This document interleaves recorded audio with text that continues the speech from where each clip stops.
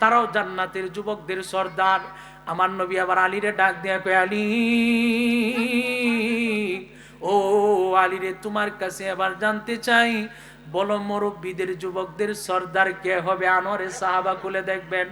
এমন সময় আমার নবীর সামনে দিয়া সাইয়েদুনা সিদ্দিক আকবর আর ফারুক আজম হেঁটে হেঁটে যায়। আমার নবী মাওলারে ডাক দিয়া, আলিয়ারে ডাক দিয়া কয়, আলী ও আলী রে, তাকায়া দেখো, এই যে আবু বকর উমর যাইতেছে, মুরব্বীদের সর্দার হইল আবু বকর এবং উমর।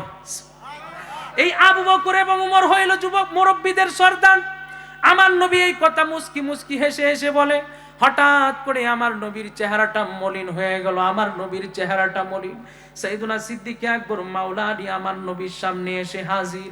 এসে আমার নবীর সামনে নামাজের সুরতে চুপচাপ বসে পড়লো।